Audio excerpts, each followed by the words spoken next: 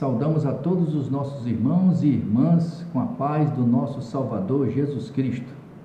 Sejam bem-vindos a mais um estudo bíblico da Palavra de Deus. Hoje nós vamos estudar sobre a origem do mal. Antes de iniciarmos, vamos fazer uma breve oração. Maravilhoso Deus, Pai Criador dos céus e da terra, aqui estamos mais uma vez, eu e meus irmãos, diante do Teu trono, para estudar a Tua Palavra. Conceda-nos o Espírito Santo para que Ele habite em nós, faça morada em nós e nos dê o entendimento da Tua Palavra. É o que te agradecemos em nome de Jesus Cristo, nosso Salvador. Amém. Feliz sábado, meus irmãos, nesse dia 13 de novembro. Hoje vamos estudar sobre a origem do mal. Charles Baudelaire, historiador, artista e poeta francês do século XIX, acreditava que Deus criou a natureza e os seres humanos para serem bons e maus, resultando no que parece ser uma mistura de ambos. Há quem concorde com Baudelaire, mas qual deve ser a postura do cristão? Como harmonizar um Deus amoroso que deu a própria vida para salvar pecadores, com a existência de doenças, sofrimentos e morte? Que dizer de realidades como violência, terrorismo, roubos, assassinatos frios que acontecem todos os dias? É Deus responsável por tudo isso? Se não, quem é? Deixemos que a Bíblia responda. Primeira pergunta: de quantos anjos é composto o exército de Deus? Vamos ver em Apocalipse capítulo 5, verso 11. Apocalipse 5, 11. Apocalipse 5,11 diz assim: Vi e ouvi uma voz de muitos anjos ao redor do trono dos seres viventes e dos anciões, cujo número era de milhões e milhares e milhares. O texto sagrado revela a existência de milhões de anjos, usando uma expressão que indica uma multidão incontável. Eles foram criados por Deus e são ministros enviados para serviço a favor dos que hão de herdar a salvação. Então, a resposta da primeira pergunta do nosso estudo é: de quantos anjos é composto o exército de Deus? É composto de milhares de anjos. Segunda pergunta: que descrição a Bíblia faz de Lúcifer, o ex-líder dos anjos? Abram sua Bíblia em Ezequiel 28, versículo 14, 15 e 17. Ezequiel, vamos lá. Ezequiel 14, 15 e 17. Diz assim: Tu eras querubim da guarda ungido, e te estabeleci permanências no monte santo de Deus, no brilho das pedras andavas. Verso 15: Perfeito eras nos teus caminhos, desde o dia em que foi criado até que se achou iniquidade em ti. Verso 17: Elevou-se o teu coração por causa da tua formosura, corrompeste a tua sabedoria por causa do teu resplendor. Lancei-te por terra, diante dos reis te pus, para que te contemplem. Então, o que diz aqui? Ezequiel apresenta o perverso rei Tiro como um símbolo para Satanás. Esse rei foi um tipo de como era Satanás, assim como o menino Emanuel foi um tipo de como seria Cristo. Satanás foi criado perfeito e sem maldade. Era um anjo com uma importante função no céu, mas o texto descreve um processo de inexplicável degeneração que transformou esse ser perfeito, Lúcifer, em Satanás, que significa adversário, né? A vaidade, o orgulho, a ambição e o querer se colocar no lugar do Criador foram os passos que o levaram ao pecado e fizeram dele o pai de todo o mal.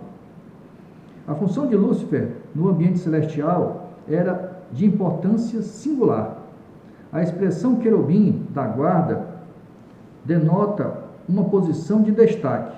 Lúcifer era o primeiro em honra entre os seres criados.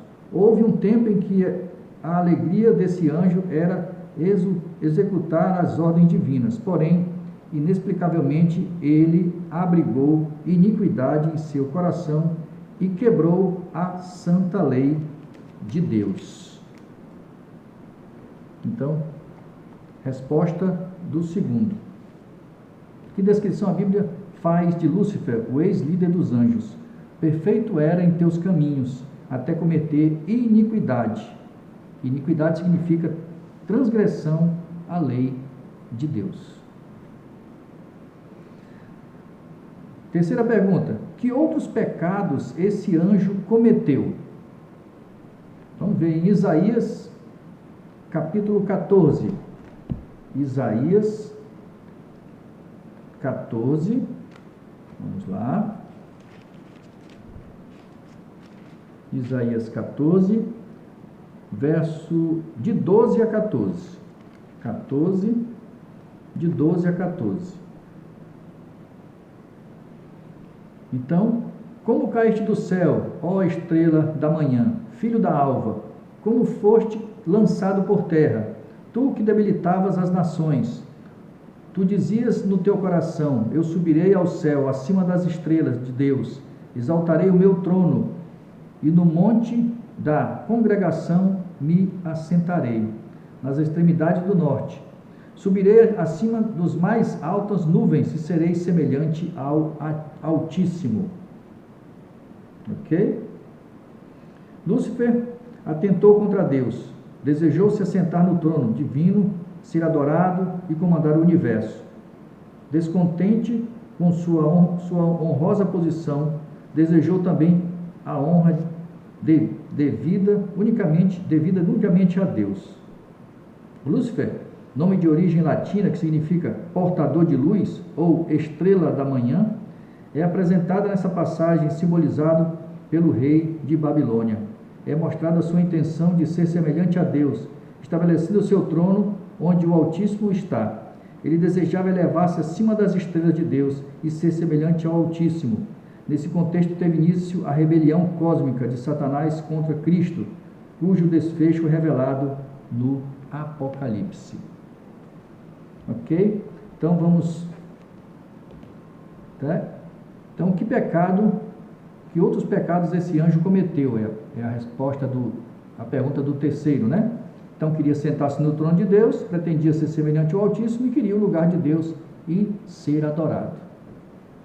Quarta pergunta: qual foi o resultado da rebelião desse anjo? Apocalipse, capítulo 12, de 7 a 9. Apocalipse 12, de 7 a 9.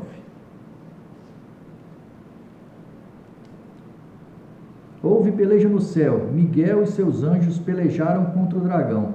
Também pelejaram o dragão e seus anjos. Todavia, não prevaleceram, nem mais se achou no céu lugar deles. E foi expulso o grande dragão, a antiga serpente que se chama Diabo e Satanás, o sedutor de todo o mundo. Sim, foi atirado para a terra, e com ele os seus anjos.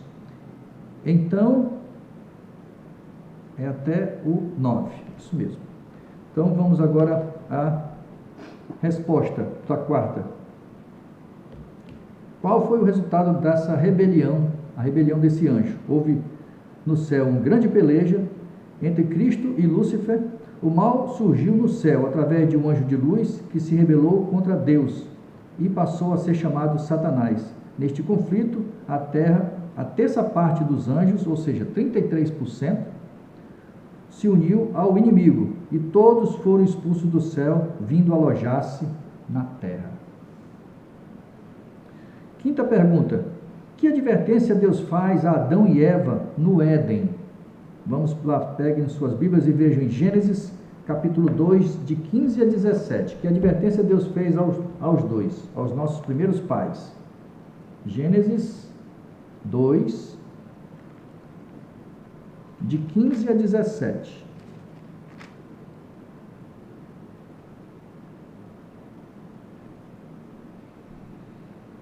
Tomou, pois, o Senhor Deus, o homem e o colocou no jardim do Éden para o cultivar e guardar. E o Senhor Deus lhe deu uma ordem: de toda árvore do jardim comerás livremente, mas da árvore do conhecimento do bem e do mal não comerás, porque o dia em que dela comeres, certamente morrerás. Ok? Então, essa foi a advertência. Se eles comessem da árvore, do fruto da árvore, do conhecimento do bem e do mal, eles morreriam. Sexta pergunta do estudo bíblico. Contrariando a advertência divina, o que a serpente disse à mulher? Então, Gênesis 3, de 1 a 5. Gênesis 3, de 1 a 5. Mas a serpente, mais sagaz que todos os animais selváticos que o Senhor Deus tinha feito, disse à mulher: é assim que Deus disse? Não comereis de toda a árvore do jardim? Respondeu-lhe a mulher: do fruto da árvore do jardim podemos comer, mas do fruto da árvore do conhecimento do bem e do mal, disse Deus, não podemos comer. Não tocareis nela, nem se não morrerás. Então a serpente disse à mulher: é certo que não morrereis, porque Deus sabe que no dia em que dela comerdes, se vos abrirão os olhos, e, como Deus, serei conhecedores do bem e do mal. É até o 5. Ok? Então a serpente disse à mulher: é certo que não morrerás, sereis como Deus. Né? Sétima questão. Que certeza Deus transmitiu a Adão e Eva quando eles pecaram? Qual foi a certeza que Deus? Gênesis 3:15. Gênesis, capítulo 3, verso 15. 3:15. Porém, inimizade entre ti e a mulher, entre a tua descendência e os seus descendentes. Este te ferirá a cabeça e tu lhes ferirás o calcanhar. Ok? Então, a resposta é: Jesus, o descendente da mulher, esmagaria a cabeça da serpente. Ele deixaria o céu e, através do ministério da encarnação, nasceria de mulher. Viveria como homem e, por sua morte e ressurreição, decretaria o fim do domínio de Satanás. Oitava.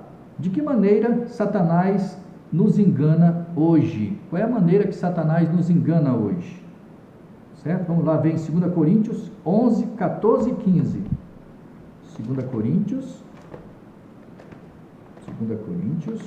11, capítulo 11, 14 e 15.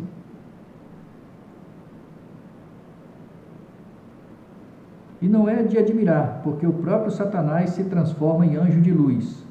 Não é muito, pois, que os seus próprios ministros se transformam em ministros de justiça, e o fim deles será conforme as suas obras. Ok? Então, o próprio Satanás tentará enganar o mundo todo, imitando a segunda vinda de Cristo, evidentemente não sendo capaz de reproduzir com perfeição. A estratégia do inimigo é enganar o ser humano, misturando a verdade com o erro de tal maneira de que a mentira pareça ser verdade. Pois essa razão nem sempre podemos confiar em pessoas que realizam milagres e efeitos sobrenaturais, né? Fica evidente que poucas vezes Satanás se apresentará abertamente como é. Sua estratégia de maior sucesso consiste em nos cobrir de um manto de piedade, inclusive realizando milagres. Devemos cuidar para que ele não tenha vantagens sobre nós. Então nós temos que ficar alerta contra o inimigo de Deus. Então, ele nos engana hoje transformando em anjo de luz, realizando sinais e prodígios. Nono, contra quem o inimigo está especialmente irado nos dias de hoje? Contra quem Satanás está irado? Ele não gosta de ninguém, nem dos anjos que o seguem. Mas ele está irado, está mais irado com um grupo de pessoas. Vamos ver. Apocalipse 12, versículo 12 e 17. Apocalipse 12, vamos lá. 12 e 17. Apocalipse 12.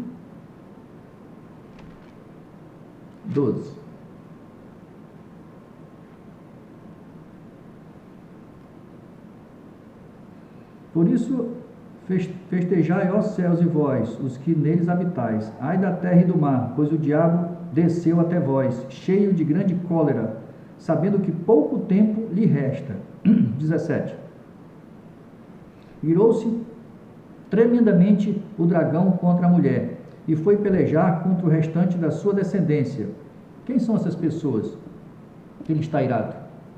São os que guardam os mandamentos de Deus e têm o testemunho de Jesus, e se pôs em pé sobre a areia do mar. Satanás não está preocupado com quem não guarda os mandamentos de Deus, ele está preocupado com quem guarda os mandamentos de Deus. São essas pessoas que ele está preocupado, porque essas pessoas vão falar da verdade para quem não conhece a palavra de Deus. É por isso que ele está irado tremendamente com essas pessoas, né? Mas aquele que está no erro, que está em pecado, ele não está preocupado, ele já está jogando do lado dele.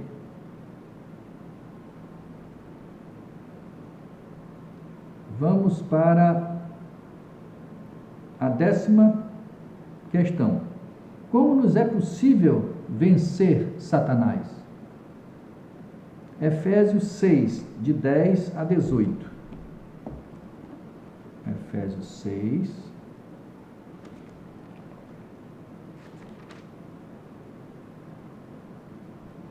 de 10 a 18. No título da minha Bíblia fala Armadura de Deus. De 10 a 18. Vamos lá. Quanto ao mais sede fortalecido no Senhor e na força do seu poder, reveste-vos de toda a armadura de Deus, para poderes ficar firmes contra a cilada do diabo, porque a nossa luta não é contra carne e sangue, nossa luta é espiritual, meus irmãos e minhas irmãs, e sim contra os principados e potestades, contra os dominadores deste mundo tenebroso, contra as forças espirituais,